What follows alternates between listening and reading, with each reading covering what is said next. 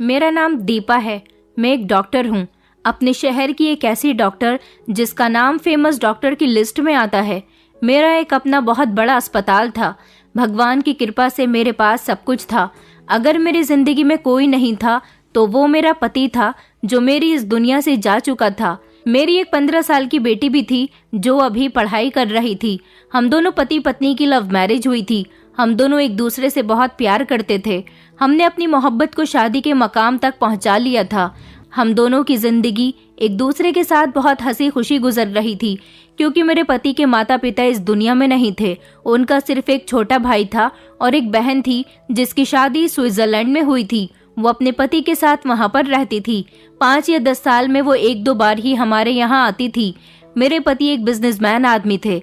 मरने से पहले उनके माता पिता ने अपनी सारी प्रॉपर्टी अपने तीनों बच्चों के हिस्सों में बराबर से कर दी थी। शादी से पहले भी मैं एक छोटे से अस्पताल में डॉक्टर थी, लेकिन फिर शादी के बाद मेरे पति ने मुझे इतना सपोर्ट किया कि मैंने अपने एक अलग अस्पताल खोल लिया था। शादी के 2 साल बाद मैं प्रेग्नेंट हो गई थी। ये खुशी हम दोनों पति पत्नी के लिए बहुत बड़ी थी, इसलिए हमने इसे खूब सेलिब्रेट किया था।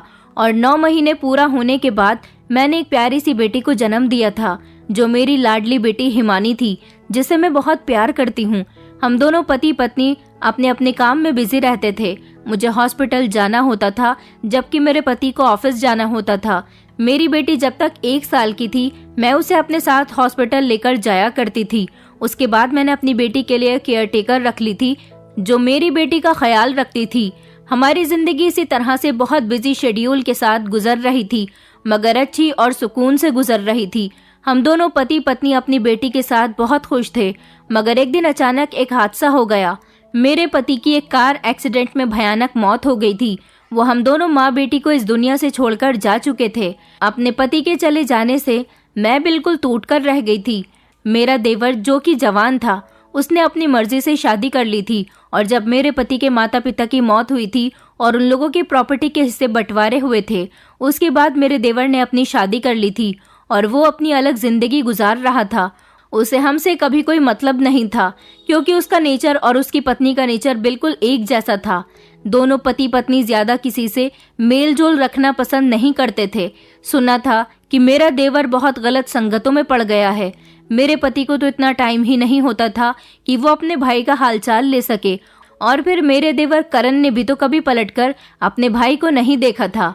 मेरा देवर मेरे पति के दिल से तब उतरा था जब उसने ये कहा था कि मैं भैया भाभी के साथ कभी नहीं रहूंगा।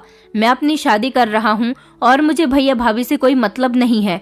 यहाँ तक कि वो अपनी स्विट्जरलैंड में रहने वाली बहन से भी कोई रिश्ता नहीं रखता था, क्योंकि उसकी पत्नी को अपनी दौलत पर बहुत घमंड था। पहले तो हम सब लोग एक ही परिवार में रहते थे, लेकिन जब प्रॉपर्टी के बंटवारे हुए तो मेरे पति ने अपना अलग बंगला बना लिया था, और फिर उन्होंने अपना बिजनेस भी अलग कर लिया। दोनों भाई का बिजनेस अलग अलग था। दोनों ही मार्केट में छाए हुए थे, लेकिन मेरा देवर हमेशा मेरे पति के मुकाबले कम परसेंटेज के लेवल पर आता था। मेरे पति हमेशा हर काम में कामयाब होते थे। भगवान की कृपा से हमारे घर में किसी चीज की कोई कमी नहीं थी। जिस लड़की के साथ मेरे देवर ने शादी की थी, उसने हमेशा ही करण को उसके परिवार वालों के खिलाफ भड़काया था। मेरा देवर वैसे भी अपनी पत्नी के कहने में ही रहता था। ऐसा इसीलिए था क्योंकि जिस लड़की के साथ मेरे देवर ने शादी की थी, वो लड़की मेरे पति को पसंद नहीं थी। मेरे पति चाहते थे कि मेरे देवर की शादी उनकी साली के साथ हो जाए, मतलब मेरी छोटी बहन के साथ। मेरी एक छोटी बहन थी जो एक लॉयर थी, लेकिन मेरे देवर को तो मेरी देवरानी पसंद आ गई थी, इसलिए उसने मेरी बहन से शादी करने के लिए साफ इनकार कर दिया। मेरे पति को इस बात पर बहुत गुस्सा आया था। ऐसा नहीं था कि मेरे पति को मेरी देवरानी पसंद नहीं थी। मेरी देवरानी जिस परिवार से बिलोंग करती थी, वो लोग बहुत गलत लोग थे। बस इसी वजह से मेरे पति नहीं चाहते थे कि करण की शादी इस लड़की के साथ हो जिसके साथ उसने अब शादी की हुई है। फिलहाल जब दोनों भाइयों ने अपना सब कुछ अलग अलग कर लिया, तो इन दोनों को एक दूसरे से कोई मतलब नहीं था। कभी हमने करण को पलटकर नहीं देखा, और न ही कभी करण और उसकी पत्नी ने हमें पलटकर देखा। जिंदगी इसी तरह सुकून से गुजर रही थी। लेकिन जब मेरे पति की मौत हुई तो मेरा देवर अपने भाई की मौत पर हमारे घर आया था और फूट फूट कर रोया था। मेरे देवर को लगता था कि मेरे पति का बिजनेस अब लॉस में जाने लगेगा, क्योंकि मैं तो ज्यादातर अपने हॉस्पिटल में होती थी। मेरा अपने पति के बिजनेस से कोई मतलब नहीं था, और ना ही मैं उनके बिजनेस में ज्यादा इंटरेस्ट लेती थी। भगवान का दिया हमारे पास सब कुछ था। अगर हमारे पास मेरे पति का बिजनेस नहीं भी होता तो मेरा हॉस्पिटल इतना अच्छा चल रहा था कि फिर भी हमारे पास किसी तरह की कोई कमी नहीं आनी थी।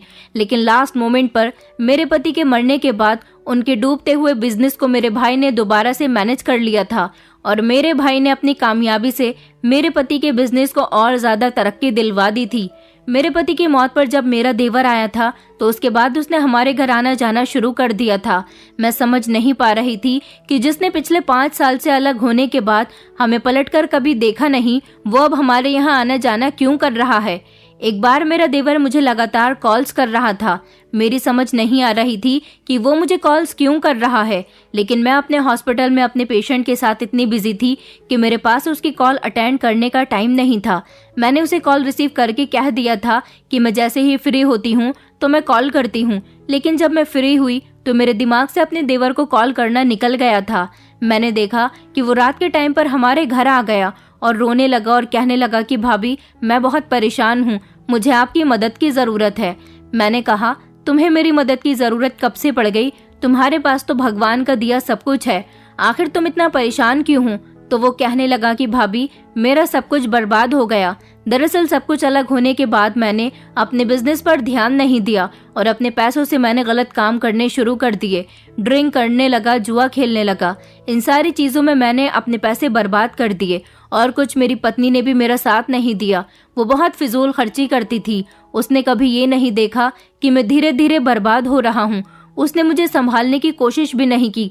जब मेरा बिजनेस पूरी तरह से लॉस में चला गया और मैं सड़क पर आने के काबिल हो गया तो वो मुझे छोड़कर चली गई और कहने लगी कि अब मैं तुम्हारे साथ नहीं रह सकती। वो मुझसे डिवोर्स लेकर अपने मायके चली गई। भाभी, मैं बिल्कुल अकेला रह गया हूँ, प्लीज मुझे थोड़े से पैसे दे दीजिए। मैंने कहा, अच्छा ठीक है, मैं तुम्हें पैसे दे देती हूँ, लेकिन तुम गलत काम करना छोड़ दो। तुमने अपने बिजनेस को खराब करके बहुत बड़ा नुकसान किया। देखो, तुम्हारे भैया ने अपनी मेहनत से अपने बिजनेस को कितनी ऊंचाइयों तक पहुंचा दिया और तुम हो कि तुमने करे कराए बिजनेस को खराब कर दिया। मेरी बात सुनकर करण ने शर्म से अपनी आंखें झुका ली थी।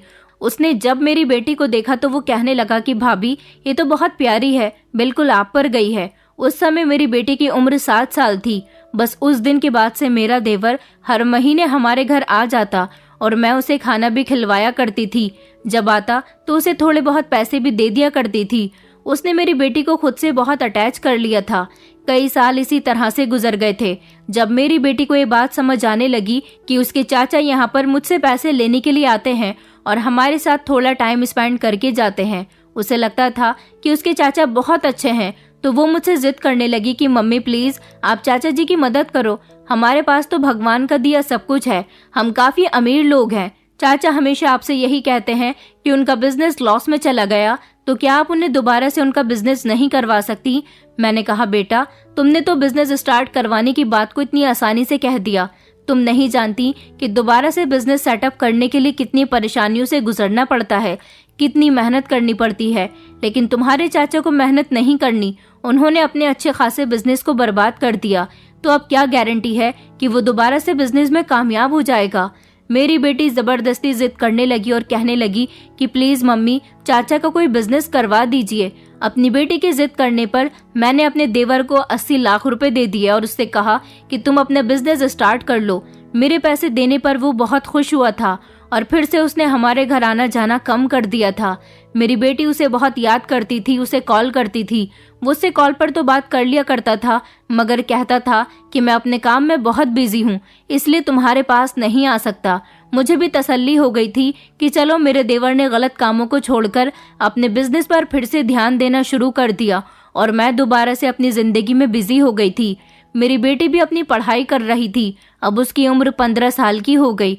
मुझे अपने पति की बहुत याद आती थी। मैं जिम्मेदारियों के बोझ तले दबकर रह गई थी। ऐसा लगता था कि मेरी जिंदगी में हमेशा काम ही काम रह गया है।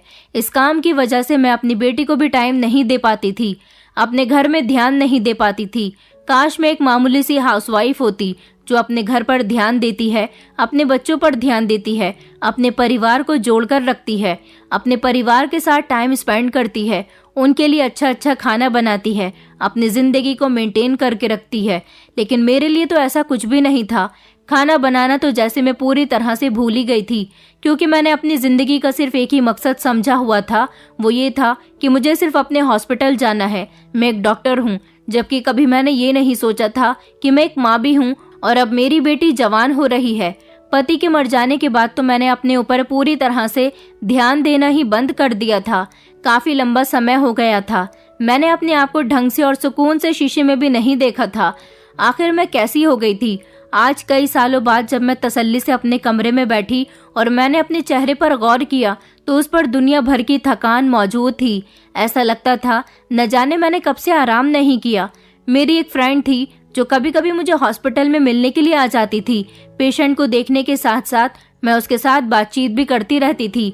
मुझे इतनी फुर्सत नहीं थी कि मैं उसके घर जाऊं, उससे बातचीत करूं। मैं तो अपनी सारी फ्रेंड्स को जैसे भूल ही गई थी। लेकिन मेरी एक फ्रेंड बहुत अच्छी थी। उसका नाम शालिनी था।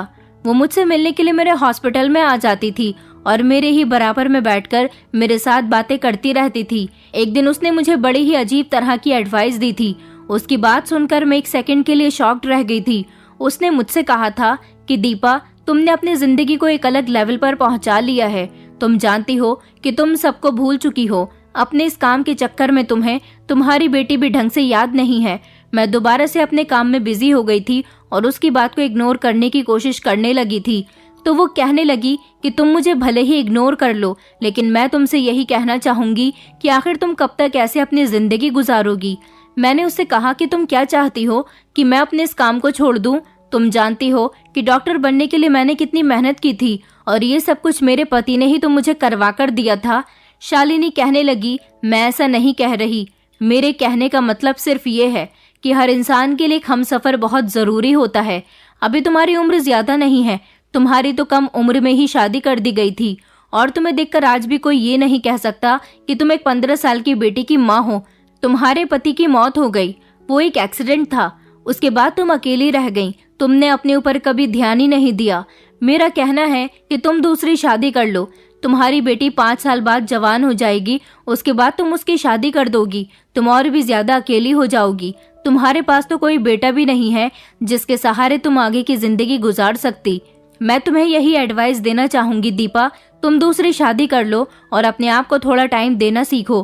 कोई दूसरा इंसान तुम्हारी जिंदगी में आएगा तो तुम्हें भी अच्छा लगेगा।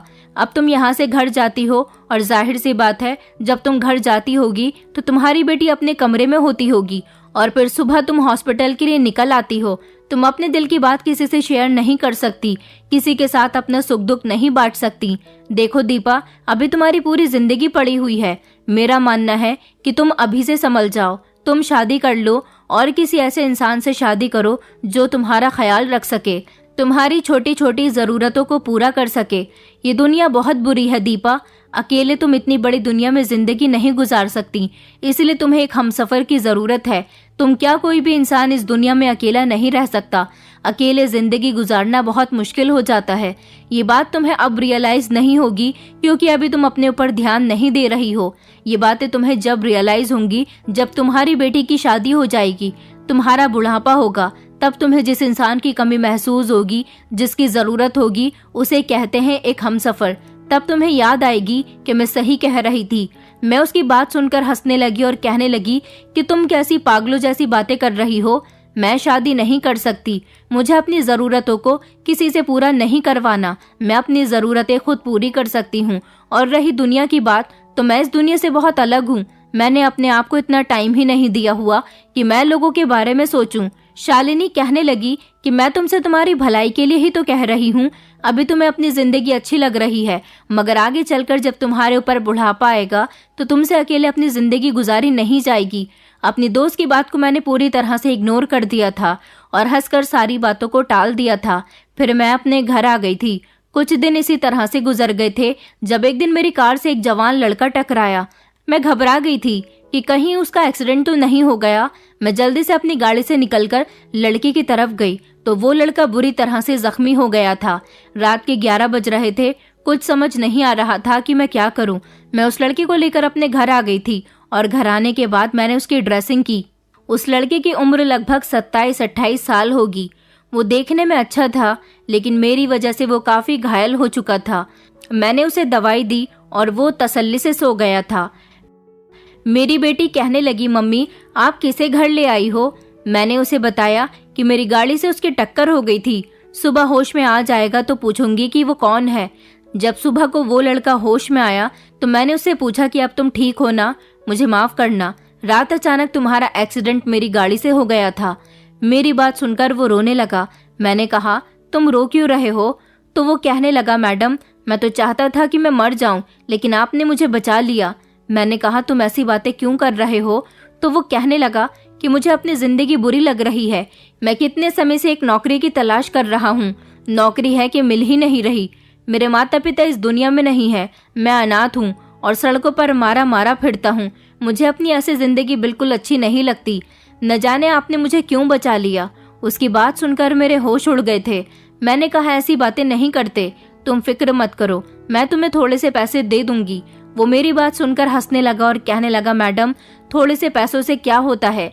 मैं किसी का सहारा या मदद नहीं लेना चाहता, बल्कि मैं चाहता हूँ कि मैं कहीं पर काम करूँ, मेहनत से पैसा कमाऊं और इज्जत से सर उठाकर जीऊं, चाहे मुझे कोई भी काम मिल जाए। मैं तो किसी के घर में नौकरों की तरह काम करने के लिए भी तैयार हूँ, मगर मुझे कोई नौकरी पर रखना ही नहीं चाहता। आजकल गरीबों को कोई नौकरी भी देने के लिए तैयार नहीं है। बस मैं अपनी गरीबी को लेकर ही सारी जिंदगी रोता आया हूँ। इसी सबसे तंग आकर सड़क पर सदमे में निकल पड़ा था। आपकी गाड़ी कब मेरे सामने आ गई मुझे पता ही नहीं चला। इस लड़के की बात सुनकर मुझे इस पर दया आ गई थी। उसने अपना नाम मुझे अविनाश बताया था। मैंने उससे कहा कि तुम मेरे घर में नौकरी कर लेना। वैसे भी हमारे घर से एक नौकरानी पिछले दिनों काम छोड़कर चली गई। क्या तुम मेरे घर में रहकर झाड़ू बर्तन कर सकते हो? वो मेरी बात सुनकर कहने लगा कि जी मैडम, मैं तो कोई भी काम करने के लिए तैयार हूँ, मगर एक परेशानी है। मैंने कहा, हाँ बताओ क्या परेशानी है? तो वो कहने लगा कि आपने मुझे नौकरी देकर इतना बड़ा उपकार कर दिया है, तो आप मेरे लिए एक उपकार और कर दो, मुझे यहाँ रहने की भी जगह दे दो, क्योंकि मेरा अपना रहने का कोई ठिकाना नहीं है। मैं दिन तो यहाँ पर काम करके गुजार लूंगा, मगर रात गुजारना मेरे लिए बहुत मुश्किल होता है। मैंने उससे कहा, चलो ठीक है, जहाँ बाकी के नौकर रहते हैं वहाँ तुम भी रह लेना। मेरी बात सुनकर वो बहुत खुश हुआ था। कुछ दिन तक उसकी दवाइयाँ चलती रही थी और फिर जब वो बिल्कुल ठीक हो गया तो मेरे घर में कामों में लग गया था। वो मेरे घर के हर कमरे की सफाई लगाया करता था और बाकी के नौकर अपना अपना काम करते थे। मेरी बेटी कहती थी कि मम्मी, ये अंकल मुझे ठीक नहीं लगते, आपने इनको हमारे यहाँ नौकरी पर क्यों रखा है? ऐसे किसी पर भी विश्वास करके आप उनको नौकरी पर कैसे रख सकती हो? मैंने अपनी बेटी को समझाया, बेटा ऐसे किसी के बारे में नहीं कहते, वो बेचारा बहुत लाचार और बेसहारा है। किसी बेसहारा को सहारा देना अच्छी बात है। मेरी बात सुनकर मेरी बेटी बेफिक्र हो गई थी। मेरी बेटी के कॉलेज के स्टूडेंट्स कुछ दिनों के लिए गोवा घूमने के लिए जा रहे थे। मेरी बेटी भी उन लोगों के साथ ट्रिप पर जा रही थी। मैं सुबह को अपने हॉस्पिटल जाने के लिए निकल जाती थी, जबकि अविनाश मेरे पीछे घर के सारे काम किया करता था। मैंने बाकी सारे नौकरों से अविनाश के बारे में पूछा था कि ये कैसा काम करता है, तो नौकर कहते थे कि काम तो सही करता है। संडे को मैं अपने कमरे में बैठी हुई थी जब अचानक अविनाश मेरे कमरे की सफाई करने के लिए आया। सफाई करते करते अचानक उसने मेरी तरफ देखा और कहने लगा, मैडम मुझे आपसे कुछ बात करनी है। मैंने उससे कहा कि हाँ बताओ, क्या बात करना चाहते हो? तो वो कहने लगा, मैडम मैं जानता हूँ आप मेरी बात का बुरा मान जाओगी, लेकिन मैं फिर भी अपनी बात आपसे कहकर रहूंगा। आपको देखकर लगता ही नहीं है कि आप एक 15 साल की बेटी की माँ हो। आप बहुत सुंदर हो और बहुत दयावान हो। आपने मुझे सहारा दिया, लेकिन मैं चाहता हूँ कि अब मैं आपको सहारा दूं। दरअसल मैं आपसे शादी करना चाहता हूँ। जिस दिन से आप मुझे यहाँ लेकर आई हो, मेरा दिल आपके ऊपर आ गया। आपकी मेरी उम्र में सिर्फ 8 या 9 साल का फर्क होगा, लेकिन मुझे उम्र से कोई फर्क नहीं पड़ता। प्यार तो दिल से होता है, उम्र या फिर सूरज शक्ल देखकर प्यार नहीं किया जाता। अविनाश की बात सुनकर तो मेरे होश उड़ गए थे। मैंने कहा कि तुम ये किस तरह की बातें कर रहे हो? वो मेरी बात सुनकर कहने लगा कि मैं जानता हूँ आप मेरी बात से नाराज जरूर होंगी, लेकिन मैं जो भी कह रहा हूँ सच कह रहा हूँ। भले ही आप मेरी बात के बदले मुझे कितनी ही बड़ी सजा दे दो, मगर मैं आपसे प्यार करता हूँ। मैं आपको सारी जिंदगी बहुत खुश रखूंगा। मैंने कभी जिंदगी में किसी चीज की ख्वाहिश नहीं की। भगवान ने मुझे भले ही गरीब रखा, मगर मैं गरीबी के भी हालात में खुश था। लेकिन जिस दिन से आपको देखा है, अपने होश खो बैठा हूँ। आपको अपनी पत्नी बनाना चाहता हूँ। आपको अपना नाम देना चाहता हूँ। मैंने कहा, अविनाश बंद करो अपनी बकवास, अब इससे आगे बोलने की जरूरत नहीं है, वरना तुम्हें नौकरी से निकाल दूंगी।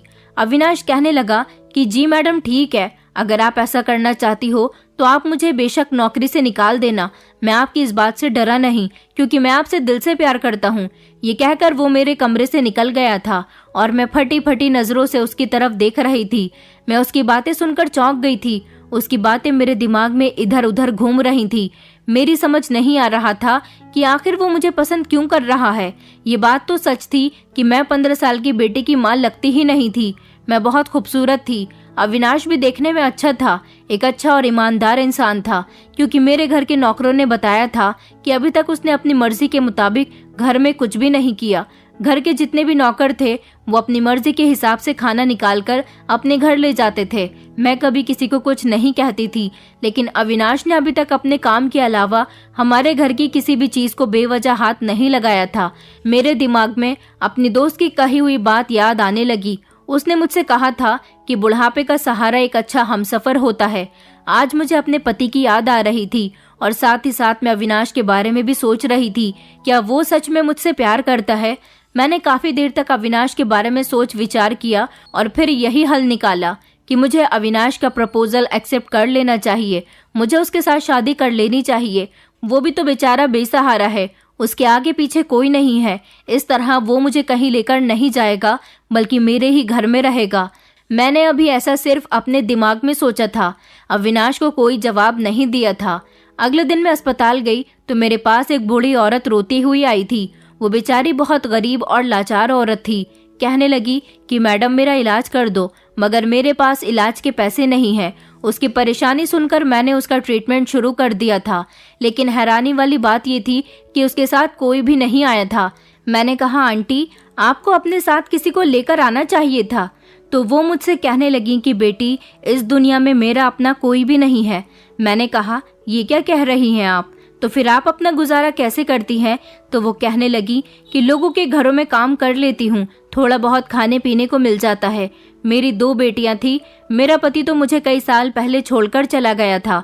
मैंने अपनी बेटियों की शादी कर दी। वो दोनों अपनी ससुराल में सुखी रह रही हैं और दोनों की शादी भी दूसरे शहरों में हुई है। वो दोनों पलटकर मुझे नहीं देखती। इस बुढ़ापे में मैं अकेले ही दर दर की ठोकरें खा रही हूँ। मुझे अपना पति बहुत याद आता है। मेरा पति मुझसे बहुत प्यार करता था। अगर आज वो जिंदा होता तो शायद मैं इस तरह अकेली न होती। वो भले ही मेरी तरह बूढ़ा होता, मगर एक हमसफर का साथ बुढ़ापे में बहुत जरूरी होता है। कोई ऐसा नहीं है जो मुझे डॉक्टर के पास ले आता। काश वो जिंदा होता तो हम दोनों पति पत्नी एक दूसरे का हाथ पकड़कर एक दूसरे का सहारा बन जाते, मगर मैं तो बिल्कुल लाचार हूँ। मेरा हाथ पकड़ने वाला तो कोई भी नहीं है। उस बूढ़ी औरत की बात सुनकर मेरी आंखों में आंसू आ गए थे। आज मुझे अपनी दोस्त की कही गई बात का असल मतलब समझ आया था और आंटी की हालत देखकर मैंने अपने दिल में फैसला कर लिया था कि मैं अविनाश से शादी कर लूंगी। वो गरीब है तो क्या हुआ, मुझसे उम्र में कम है तो क्या हुआ, मुझसे प्यार करता है, मेरा हमेशा ख्याल रखेगा, मेरे आने वाले समय में मेरा साथ देगा। बस यही सब कुछ सोचकर मुझे उससे शादी करनी है। मैं जब घर गई तो मैंने अविनाश को बता दिया था कि मैं उससे शादी करने के लिए तैयार हूँ। मेरी बात सुनकर तो वो बहुत खुश हुआ था और उसने कहा कि मैं आपको यकीन दिलाता हूँ कि मैं सारी जिंदगी आपको बहुत खुश रखूंगा। मगर अब परेशानी ये थी कि मैं अपनी बेटी से कैसे बात करती। अब मुझे अपनी बेटी के घर आने का इंतजार था। जैसे ही वो घर आई तो मैंने उसे बताया कि मैं शादी करने जा रही हूँ। मेरी बात सुनकर मेरी बेटी चौंक गई थी। वो कहने लगी, मम्मी आप ये कैसी बातें कर रही हो, मुझे तो अपने कानों पर विश्वास नहीं हो रहा कि शादी की बात आप ही कर रही हो या कोई और कर रहा है। मैंने कहा, बेटी तुम सही सुन रही हो, मैं अविनाश के साथ शादी करना चाहती हूँ। मेरी बेटी चौंक कर कहने लगी कि हमारे घर में काम करने वाला नौकर जिसे आपने इस घर में जगह दी हुई है। मैंने कहा, हाँ तुमने बिल्कुल सही सुना। मेरी बात सुनकर मेरी बेटी कहने लगी, मम्मी मैं ऐसा कभी नहीं होने दूंगी। आप पागल तो नहीं हो गई हो, इस उम्र में आपको शादी करने की पड़ रही है और फिर आपने उसकी उम्र नहीं देखी, वो आपसे उम्र में बहुत छोटा है। मैंने कहा, शादी करने की कोई उम्र नहीं होती, तुम शादी करके अपनी ससुराल चली जाओगी। तुमने सोचा है कि मैं सारी जिंदगी अकेले कैसे गुजारूंगी? मेरी बेटी कहने लगी कि आपने सोचा है कि दुनिया वाले क्या कहेंगे? मैंने कहा, मुझे दुनिया वालों की कोई परवाह नहीं है। मैं अपने आने वाले समय के लिए ये सब कुछ कर रही हूँ। मेरी बात सुनकर मेरी बेटी को बहुत गुस्सा आया था और वो चिढ़ती हुई अपने कमरे में चली गई थी। मेरी बेटी को तो शुरू से ही अविनाश बहुत बुरा लगता था। अब वो उसके साथ बहुत गलत बिहेव करने लगी थी, हमेशा उस पर चिल्लाती रहती थी। लेकिन मैंने अविनाश से कह दिया था कि तुम्हें मेरी बेटी की किसी भी बात का बुरा मानने की जरूरत नहीं है। अविनाश और मैं एक दूसरे के साथ कोर्ट मैरिज करना चाहते थे और वो दिन भी आ गया था जब हम दोनों शादी करने वाले थे। मेरी बेटी मुझसे बात नहीं कर रही थी, मगर मेरी आंखों पर तो जैसे उस समय पट्टी बंधी हुई थी। मुझे अपनी बेटी की नाराजगी भी दिखाई नहीं दे रही थी। मैं जब शादी करने जा रही थी उससे पहले मेरी बेटी मेरे पास आई और कहने लगी कि मम्मी, आप एक बार और सोच लो, आप बहुत गलत कदम उठाने जा रही हो। मुझे अपनी बेटी की बातों से कोई फर्क नहीं पड़ रहा था और मैं उसे इग्नोर करती हुई घर से निकल गई थी। और फिर जब हम दोनों घर वापस आए तो हम दोनों एक दूसरे के साथ शादी के बंधन में बंध चुके थे। उस दिन मेरी बेटी बहुत रोई थी और उस दिन के बाद से उसने मुझसे किसी तरह की कोई बात नहीं की। वो घर में आती और अपने कमरे में आकर बंद हो जाती थी। मुझे किसी बात से कोई फर्क नहीं पड़ रहा था और फिर मैं अपने पुराने रूटीन पर आ गई थी। मेरे पति ने घर के कामकाज करना छोड़ दिया था, बल्कि वो अब मेरे घर में आराम और सुकून से रहने लगा था। मैं अपने अस्पताल में बिजी होती थी, लेकिन जब रात को मैं घर आती तो मैं नोटिस करती थी कि मेरा पति किसी से फोन पर बात कर रहा होता था और मेरे आते ही वो फोन कट कर दिया करता था और मुझे प्यार भरी बातों पर बहलाने लगता था। ऐसा मैं कई बार देख चुकी थी, लेकिन ज्यादा थकी हुई होती थी, इसलिए अपने पति के साथ थोड़ा बहुत टाइम स्पेंड करती और उसके बाद सो जाती थी। इस दौरान मेरी बेटी से मेरी कोई बातचीत नहीं हो रही थी। एक दिन जब मैं रात को देर से घर आई तो मुझे मेरी नौकरानी ने बताया कि मैडम, अविनाश सर आपके जाने के बाद घर में इधर उधर टहल टहल कर ना जाने क्या ढूंढते रहते हैं और उनकी ये हरकतें आपकी बेटी को बिल्कुल भी अच्छी नहीं लगती। मैंने नौकरानी से कहा कि अच्छा ठीक है, मैं अविनाश से बात करती हूँ। नौकरानी कहने लगी कि मैडम, आप उनको मत बताना कि मैंने आपको ये सब कुछ बताया, क्योंकि वो जब से आपके पति बने हैं नौकरी पर बहुत हुक्म चलाने लगे हैं। मैंने उससे कहा अच्छा ठीक है। ये बात तो मैं भी कई दिनों से नोटिस कर रही थी कि जब से अविनाश की मेरे साथ शादी हुई थी वो अपने अंदर काफी बदलाव ले आया था, लेकिन अभी भी मेरा पति किसी से फोन पर इस तरह से बात करता था कि मुझे आवाज नहीं आती थी और मेरे पूछने पर कहता कि उसके किसी दोस्त की कॉल आई है, जबकि उसका तो कोई दोस्त ही नहीं था। उसने तो मुझे बताया था कि उसके आगे पीछे कोई भी नहीं है, उसे कोई सहारा नहीं देता। मैं सोच रही थी कि मैंने अपने पति को मोबाइल देकर गलती कर दी है। शादी के 2 दिन के बाद ही मेरे पति ने कहा था कि मुझे मोबाइल चाहिए, इसलिए मैंने उसे मोबाइल खरीद कर दे दिया था। हालांकि अब मेरा क्रेडिट कार्ड मेरे पति के पास होता था। कई दिन इसी तरह से गुजर गए थे। मेरी बेटी की बदतमीजियां मेरे साथ बढ़ती चली जा रही थी। उसने अविनाश को अपना पिता स्वीकार नहीं किया था। मैं जानती थी कि मेरी बेटी उसे अपना पिता इतनी आसानी से स्वीकार नहीं करेगी, क्योंकि कोई भी बच्चा अपनी आंखों के सामने अपने माँ या पिता की दूसरी शादी को आसानी से बर्दाश्त नहीं करता, इसीलिए वो रिश्ते को भी इतनी जल्दी एक्सेप्ट नहीं कर पाता। एक दिन जब मैं रात को अपने घर आई तो मैंने देखा कि मेरा पति घर में मौजूद नहीं था। मेरी नौकरानी ने बताया कि मैडम वो छत पर गए हैं, इसलिए मैं बिना कोई शोर शराबा किए दबे दबे कदमों से छत पर जाने लगी।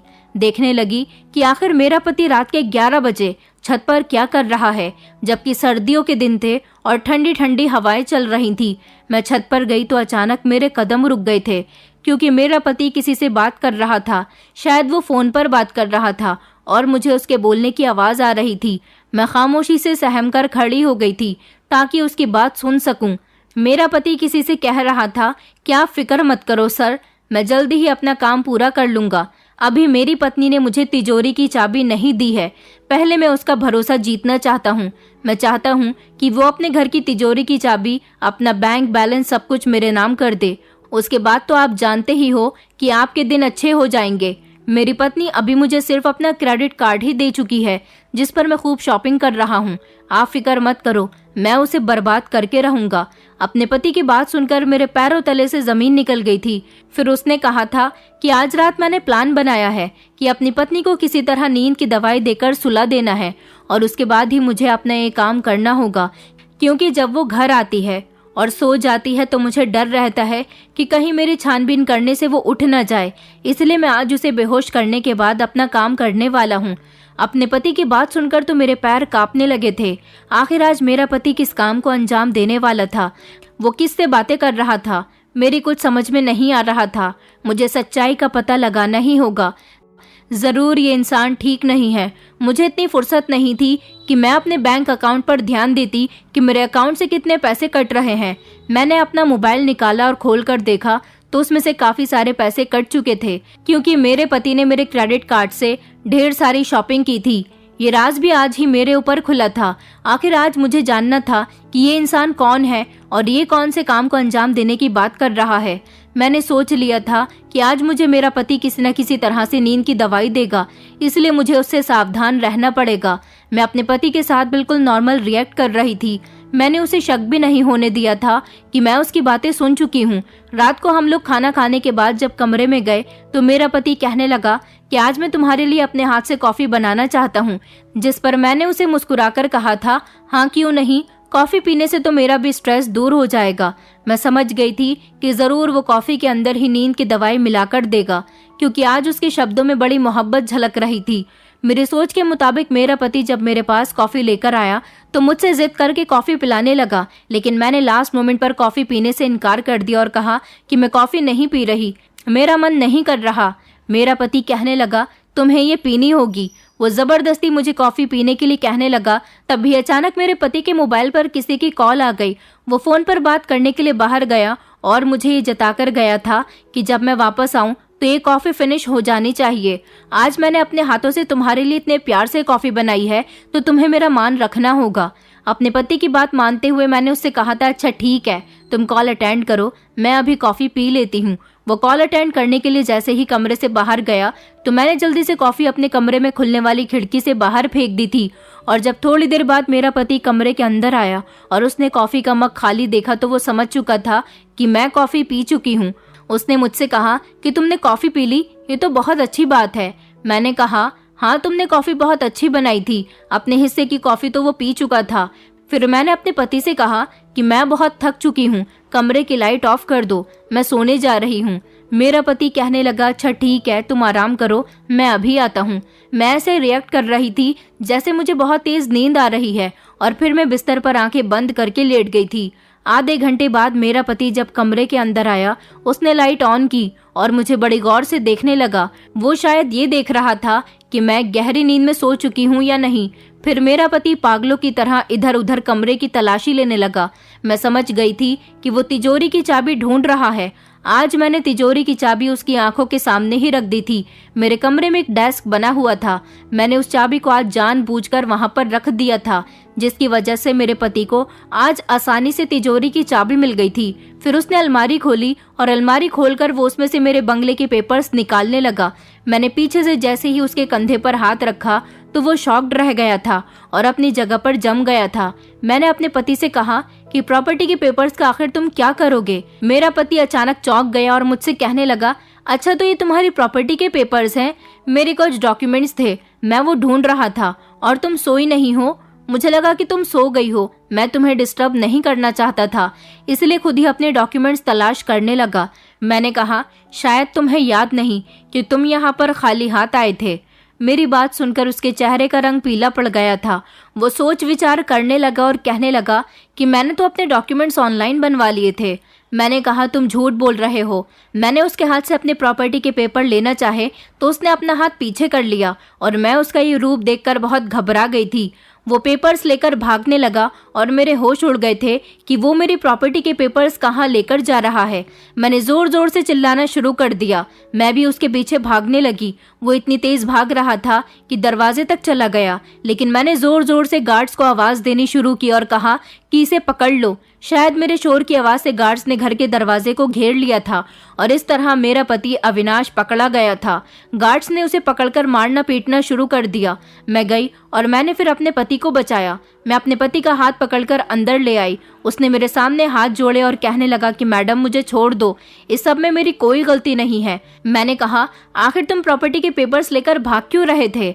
वो मेरी बात सुनकर कहने लगा कि मुझे माफ कर दीजिए मैडम, इसमें मेरी कोई भी गलती नहीं है। मैंने कहा, तुम्हारी गलती है या नहीं ये तो मैं अभी पता लगाती हूँ, पहले मैं पुलिस को कॉल करती हूँ।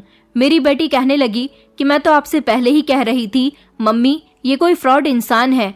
मैंने अपनी बेटी से कहा कि तुम खामोश हो जाओ, मैं खुद इस केस को हैंडल कर लूंगी, लेकिन अविनाश बार बार यही कह रहा था कि इसमें मेरी कोई गलती नहीं है। मैं पुलिस को कॉल कर चुकी थी। मैंने अविनाश से पूछा कि अब सच सच बता दो कि आखिर तुम ऐसा क्यों कर रहे हो और तुम उस दिन छत पर फोन पर किससे बातें कर रहे थे। मेरी बात सुनकर वो कहने लगा, पहले आप मुझसे वादा करो कि आप पुलिस को नहीं बुलाओगी। मैं एक गरीब इंसान हूँ।